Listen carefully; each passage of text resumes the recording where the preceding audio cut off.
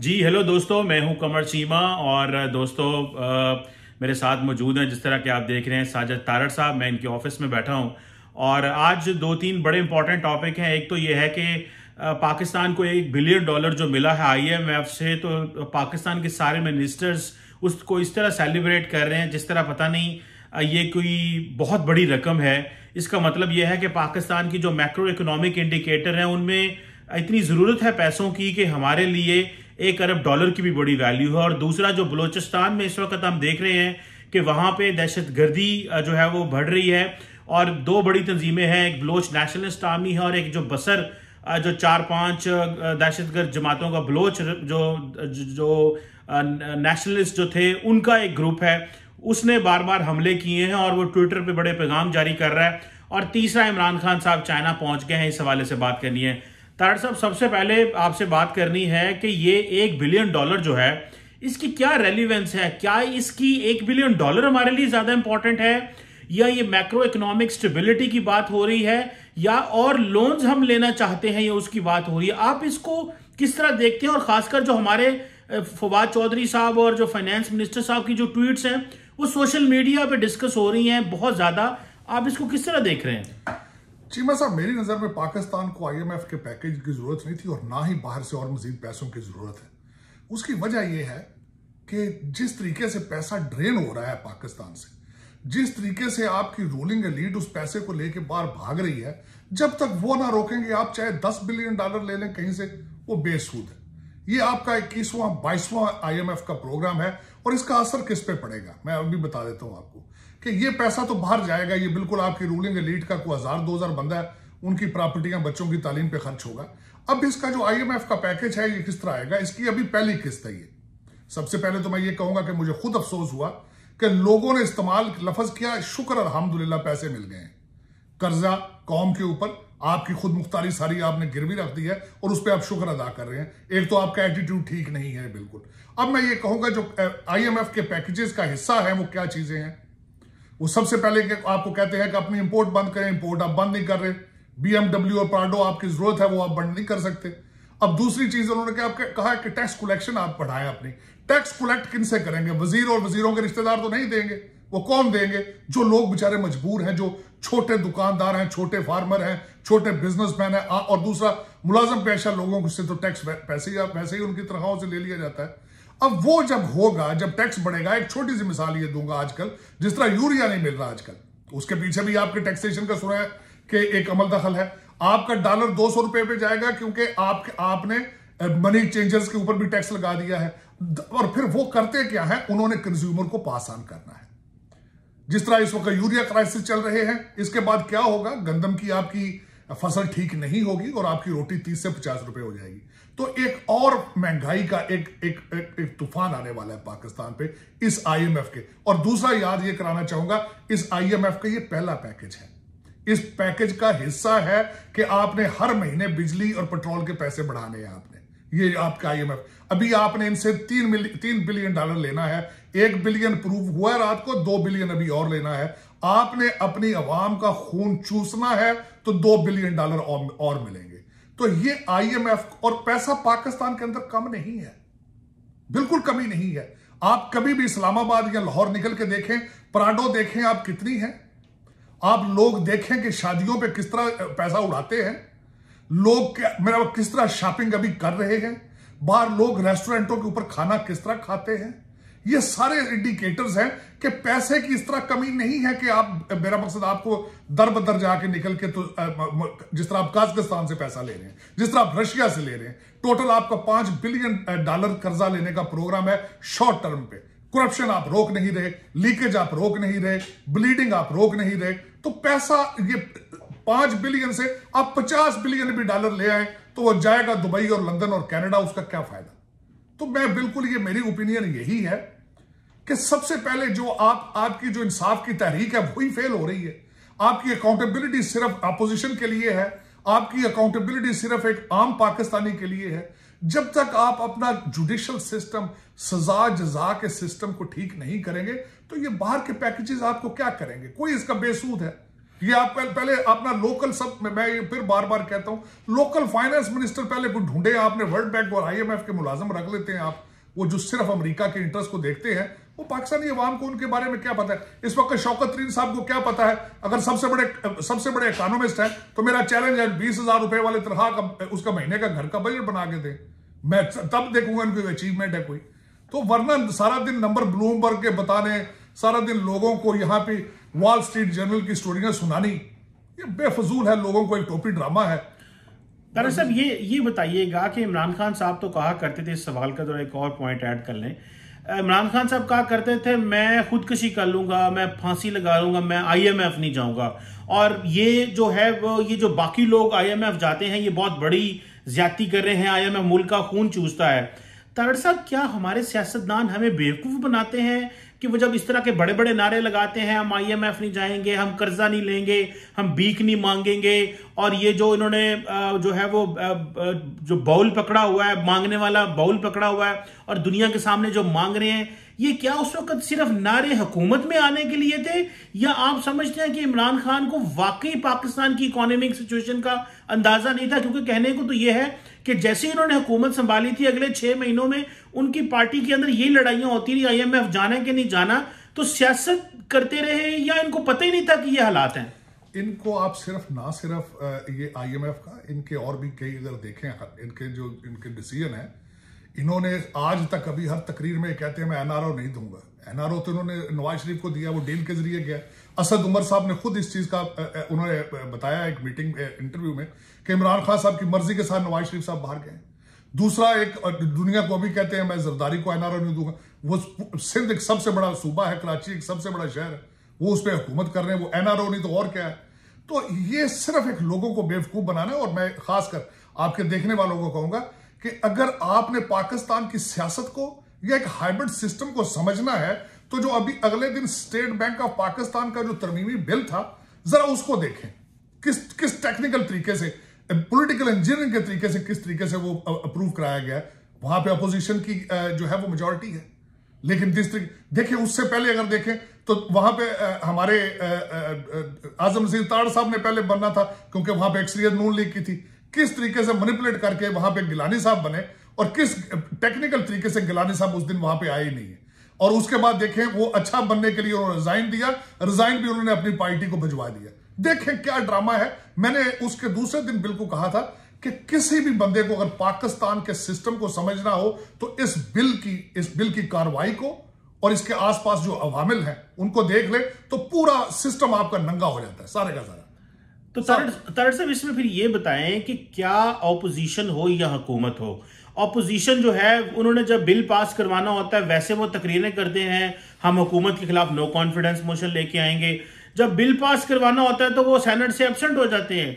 तो क्या इनके खिलाफ कोई इस तरह के केसेस है, इनको डराया जाता है, धमकाया जाता है, तो ये फिर कॉम्प्रोमाइज कर जाते हैं, बाहर मीडिया पे जा कहते हैं हम इमरान खान की अकाउंटेबिलिटी करेंगे, जिस दिन आपको वाकई जिस दिन पाकिस्तान की फाइनेंशियल सॉवरेनिटी की धज्जियां उड़ाई जाती हैं और लीगली पाकिस्तान जो है वो IMF के जाल और शिकंजे में आ जाता है, उस दिन ये पार्लियामेंट से एब्सेंट हो जाते हैं। तो क्या हुकूमत और अपोजिशन ये सारा फिक्स मैच है? ये हमें बताया जाता है, अवाम को, आम इंसान को, आम आदमी के लिए प्रॉब्लम है, या कि ये वाकई आप समझते हैं फिक्स मैच है? मैंने इससे पहले आपको बता दिया था कि आपका हाइब्रिड सिस्टम निजाम, जो हाइब्रिड निजाम है वो नंगा होता है। उस दिन नंगा हुआ है सेनेट में। अब उसमें देखें, इससे भी मजीद अगर देखा जाए तो आप बाहर इन्होंने नेशनल असेंबली के अंदर कापियां फाड़ी, गद्दार गद्दार नारे लगाए, कपड़े इन्होंने एक दूसरे के फाड़े, लेकिन उसके बाद इकट्ठे होकर तो वोट दिया। मैं हमेशा एक चीज कहता हूं, पाकिस्तान में ये सियासी पार्टियां नहीं है, इनके अंदर सियासी सिस्टम कोई नहीं है। इमरान खान साहब पहले हमेशा कहते थे कि जी देखें बिलावल भुट्टो का हक नहीं बनता, ये कहते थे नवाज शरीफ अपनी फैमिली को सारा कुछ पैटर्नाइज करता है, अपने सारे ओहदे अपनी फैमिली को दिए। खान साहब ने अपनी पार्टी के अंदर इलेक्शन ही नहीं कराया अभी तक, काफी अर्से से रुका हुआ है। तो और दूसरा मैं ये कहूंगा कि ये सियासत इसको नहीं कहा जाता, ये करप्शन का एक अलायंस है और इसमें हर इंसान एक दूसरे का रिश्तेदार है, हर इंसान इस अवाम में सब नंगे हैं। ये सियासी अवामिल नहीं है, मैं इसको एक हजूम कहूंगा, इनका इत्तेहाद है सिर्फ करप्शन के लिए। अच्छा तारड़ साहब, ये एक पिछले 15 साल में हमने एक बड़ा क्रेडिट लिया और चीज़ें बहुत बेहतर हुई पाकिस्तान में दहशतगर्दी की जंग में, लेकिन अभी ये जो अफगानिस्तान में तब्दीलियां आई हैं उसके बाद हम देखते हैं कि जो बलूचिस्तान में मामलात खराब हुए हैं। एक तरफ तो हमने बाढ़ भी लगा ली, दूसरा यह है कि बाढ़ लगाने से हमें यह था कि वो दहशतगर्दी रुक जाएगी, लेकिन वो ऐसे पता चल रहा है कि ये हम जो है वो बाढ़ पे डिपेंडेंट नहीं है। जो दहशतगर्द हैं उनको ना इस चीज की परवाह है कि बाढ़ लगी है कि नहीं, वो अपनी कार्रवाई कर रहे हैं।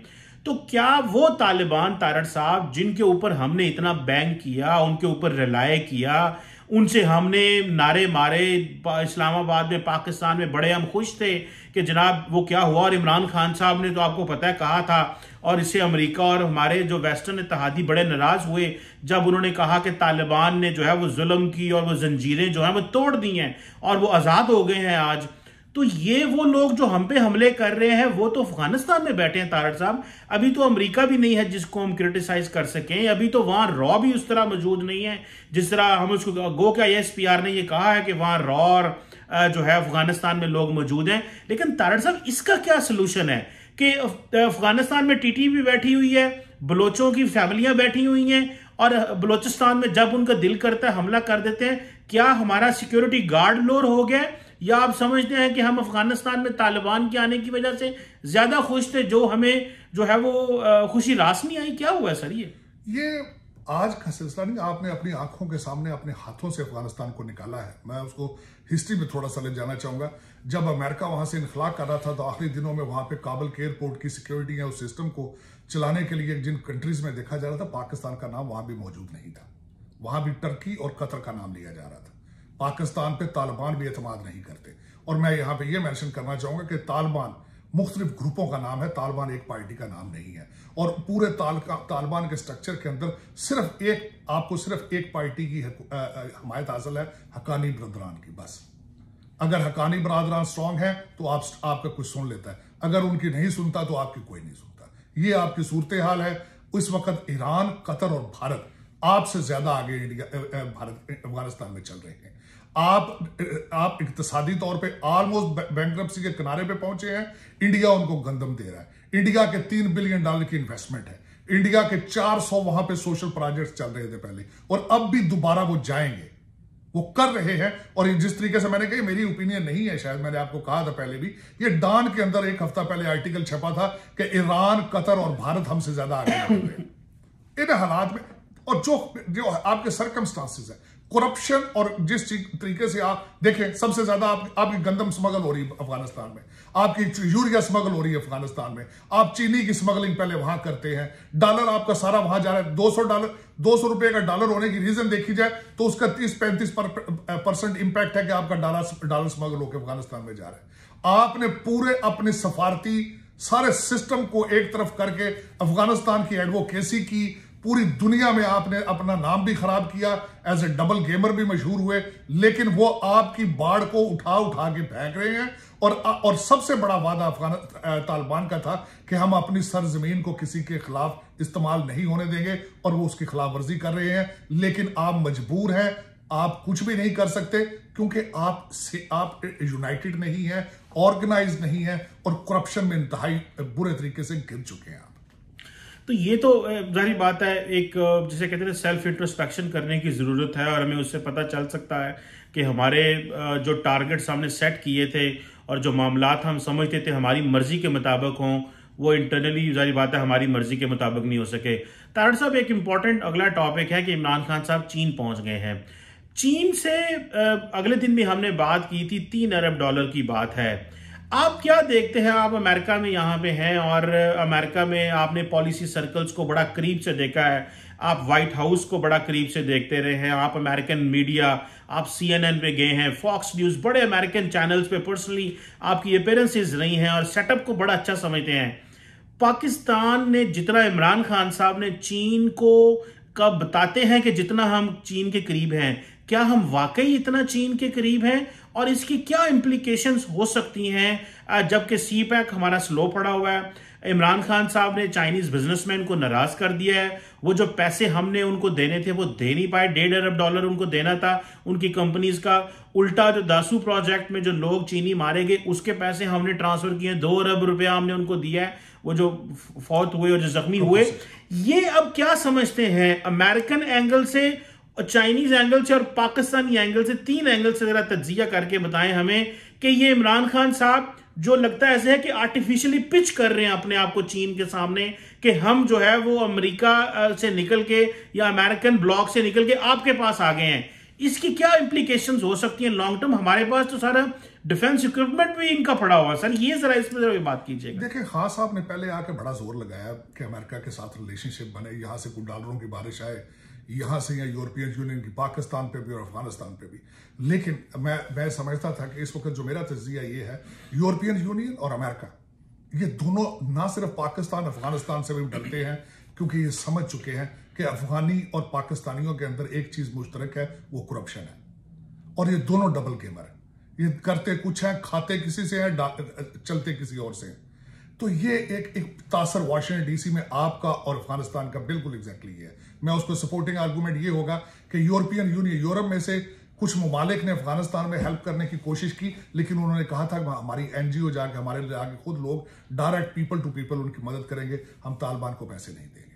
बिल्कुल यही हालात आपके पाकिस्तान के साथ भी है। यूएसएड के या दूसरे स्कॉलरशिप्स, उनकी प्रोजेक्ट जो है वो उनकी एनजीओ खुद जाके करना चाहती हैं, क्योंकि उन्हें पता है कि आपको पैसे उड़ा के तो आप ले जाते हैं लंदन और दुबई। एक तो ये वजह।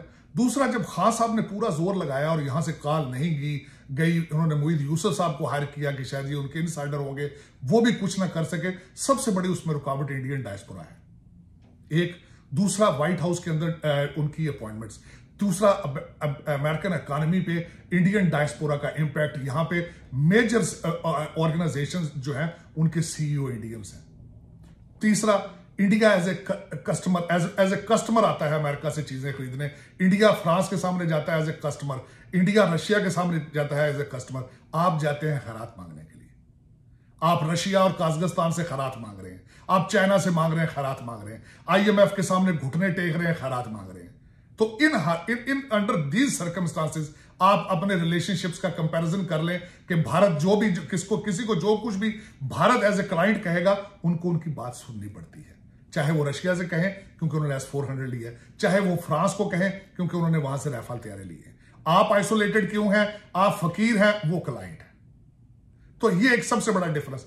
अब उस पर जब खान साहब ने वॉशिंगटन डीसी में सर फाड़ लिया अपना, एक अमेरिकन बंदे को हायर कर लिया, अमेरिकन लोगों को वजीर खजाना बना लिया, यहां से लोग उठा के वो अपनी 100 से ज्यादा उन्होंने नौरत्न इकट्ठे कर लिए। इसके बावजूद जब उन्होंने कॉल नहीं की, क्योंकि इस वक्त तो जो अमेरिका है वो इंडिया के कैम्प में जा चुका है, तो जब ये हो चुका तो अब आखिरी जो राह है कोई पैसे बनाने के लिए। और मैं यहां पे एक और भी मेंशन करना चाहूंगा, आपने CPEC को भी रोका है, क्योंकि इस वजह से रोका है कि अमेरिकन इन्फ्लुएंस की वजह से, अमेरिकन प्रेशर की वजह से।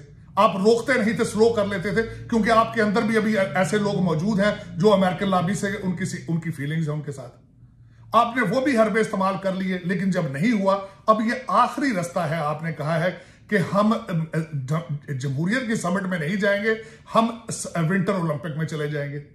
आप विंटर ओलंपिक में चले गए, कोई फर्क नहीं पड़ता, आप किया है, आप गए हैं वहां से, पैसे लेंगे उनसे मजीद, और इस तरह के इंटरेस्ट से लेंगे कि जिसपे जो इंटरेस्ट जो चाइना से लिया जाए, आज तक उसका प्रेसिडेंट मौजूद नहीं है कि कोई मुल्क वापस दे सका हो। वो एहसासे दे के जान छुड़ाते हैं। श्रीलंका की मिसाल आपके सामने है।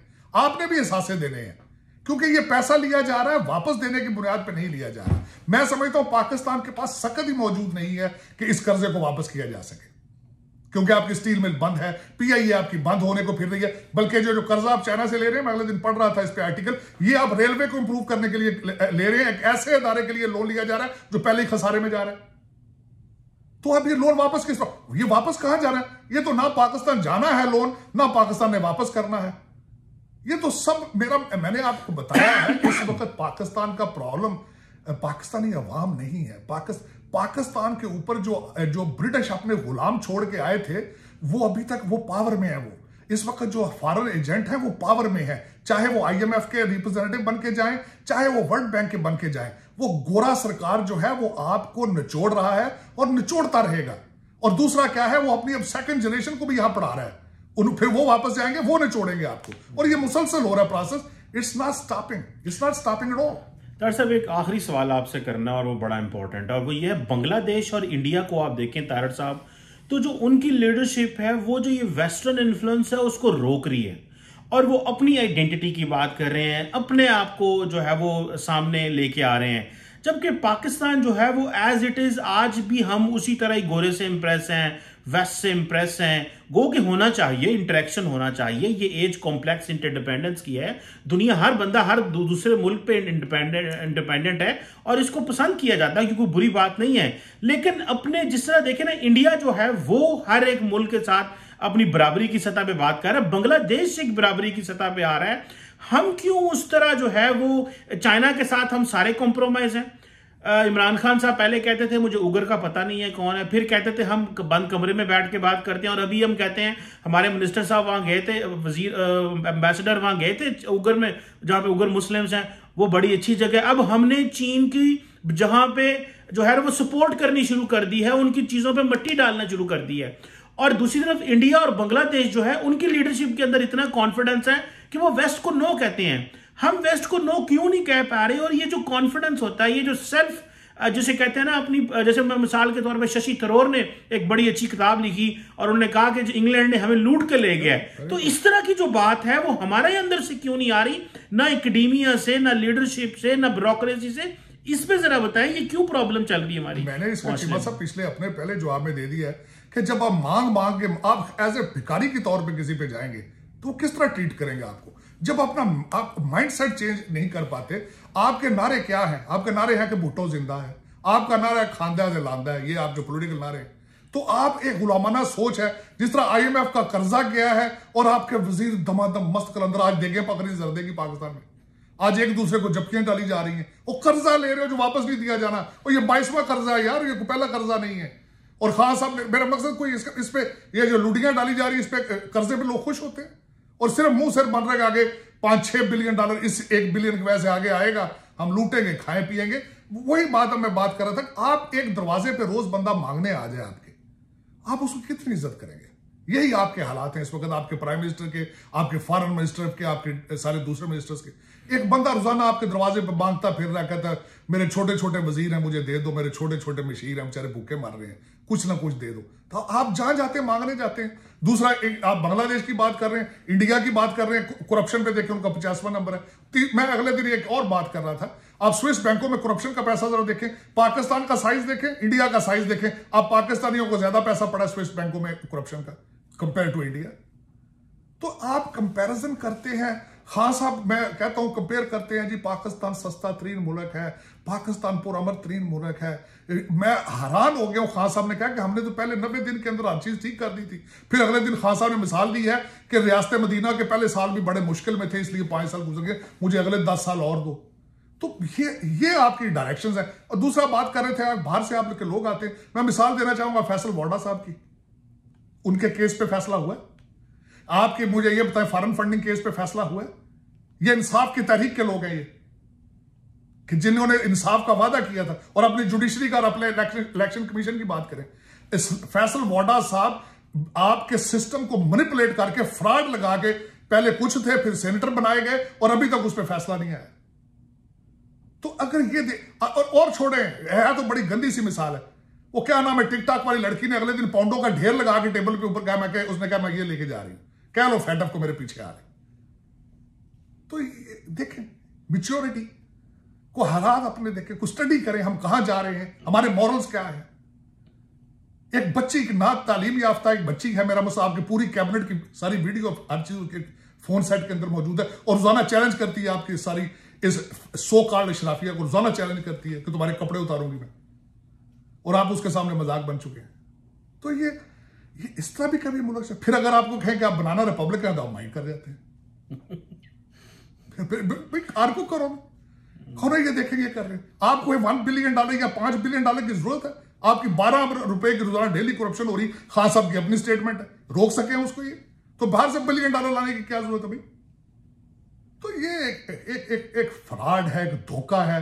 लोगों को, मेरा मकसद है कि उपरेस से उपरेस किया जा रहा है। लोगों को मैं कहता हूं सांस लेने के काबिल तो रहने दो। मैं खुद कई दोस्तों को देख रहा हूं पाकिस्तान, बेचारों ने बच्चे छोड़ के अपने आप को डाउनग्रेड कर रहे हैं महंगाई की वजह से, लेकिन उनको सांस तो लेने दो। अब तो हालात चौक हो चुके हैं। मैं कहता हूं आपके 22 करोड़ लोग तो चौक हो चुके हैं। अच्छा, फिर उनको बोलने की ताकत नहीं है, हाइब्रिड सिस्टम है, बेचारा को बोले तो बोरी में लाश मिलती है।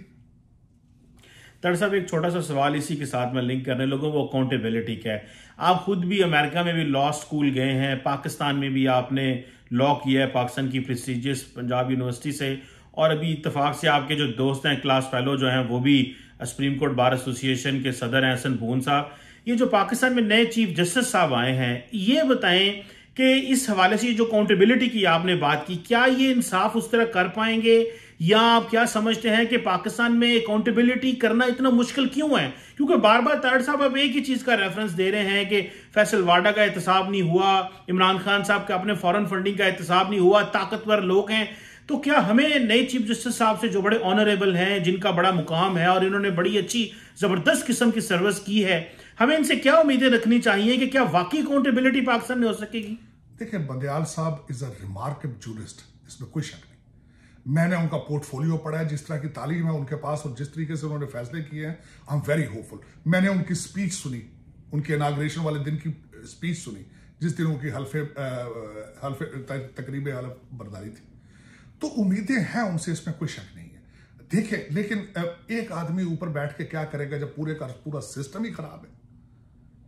पूरे का पूरा सिस्टम नीचे से देखें ना, अदालतें देखें, एक केस शुरू कहां से होता है? वो सिविल जज, थर्ड क्लास सिविल जज से केस शुरू होता है, और उसने 30 साल बाद जाके कहीं अगर तो सुप्रीम कोर्ट में जाना होता है उसने, तो वो एक से अब मैं उसको फरूक बंदयाल साहब क्या करेंगे, हमारे उमर बंदयाल साहब क्या करेंगे, जरा देखें आप। हमारे साकिब निसार साहब थे तो केसेस 39,000 थे, इल्तवा के शिकार थे सुप्रीम कोर्ट में, जब वो गए तो 42,000 थे। अब उसके बाद जो पिछले हमारे जो थे चीफ मिनिस्टर गुलजार साहब, वो उनके दौर में वो 2-3 हजार और चेंज हुए। इस वक्त 53,000 केसेस सुप्रीम कोर्ट में इल्तवा के शिकार है। उसमें एक बंदे का कसूर थोड़ी है, ये तो पूरे का पूरा सिस्टम खराब है। और सिस्टम इस जगह पहुंच चुका है, मैं खासकर फर्स्ट वर्ड जिस तरह बात कर रहे हैं, यहां पे कहा जाता है जब सिस्टम पूरा खराब हो जाए, इतना करप्ट हो जाए, तो सिस्टम गिरा के नया सिस्टम बनाना चाहिए, उसमें अमेंडमेंट्स नहीं करनी चाहिए, क्योंकि अब वो इतना नाकारा हो चुका होता है कि वो नाकाबिले तामीर वो फिक्स करने के काबिल नहीं रह जाता। इस वक्त आपका सिस्टम, इसको कंप्लीट ओवरऑल चाहिए। पहले भी हुई थी, इन जजों की तनख्वाहें बढ़ाई गई थी, उसका इंपैक्ट आया था। मैं बल्कि यहां तक ये देखूंगा, मैं कौम पे मायूस नहीं हूं। कौम जब इफ्तिखार चौधरी साहब का केस आया था, सड़कों पे निकली थी, लेकिन हम क्लोजिंग नहीं उसको दे सके, हम उस मूवमेंट को आगे इन्फोर्स नहीं सही तरीके से करा सके। खान साहब भी एक मूवमेंट का हिस्सा थे, तब्दीली का, लेकिन खान साहब ने भी गलत वादे किए कि मेरे पास टीम तैयार है। टीम कहां है उनके पास? कई बच्चे ले आए दाढ़ी मूछों के बगैर, जिन्होंने ऑन जॉब ट्रेनिंग की है, उनको कोई तजुर्बा ही नहीं था। तो देखें, हमने धोखे की। आज भी मैं ये रिक्वेस्ट करूंगा कि अपनी गलती का एतराफ करें। हमेशा आपकी करेक्शन ठीक होती है एडमिशन के बाद। आप एडमिट करें कि हमसे गलतियां हुई हैं, और आइंदा ये नहीं होगी। जब तक आप गलती को एडमिट नहीं करेंगे, अपने आप को करेक्ट नहीं कर सकेंगे। बिल्कुल ठीक है, thank you very much Tarar साहब। आपने जो ये अकाउंटेबिलिटी के हवाले से बात की, चाइना के हवाले से और बलूचिस्तान के हवाले से, और सारी बात IMF के हवाले से, तो ये बेसिकली एक स्टेट का ओवरऑल चाहिए हमें। जब तक स्टेट ने, सोसाइटी ने, मुआशरे ने मिल के ना सोचा और हमें बार बार प्रेशराइज ना किया अपनी रियासत को और अपनी हुकूमतों को, और हम ये ना भूल जाएं कि अगर हुकूमत को हमने 5 साल दिए हैं तो उसके बाद हमने पूछना ही नहीं है उनको, और 5 साल बाद पूछना है। उसके अलावा भी जो अकाउंटेबिलिटी का मैकेनिज्म होता है, उसमें अवाम को प्रेशर डालना चाहिए, एक माहौल बनाना चाहिए, ताकि हर वक्त सियासतदानों पर प्रेशर रह सके और ताकि वो अवाम को डिलीवर कर सकें। तारड़ साहब, आपके वक्त का बहुत शुक्रिया, thank you very much sir. Pakistan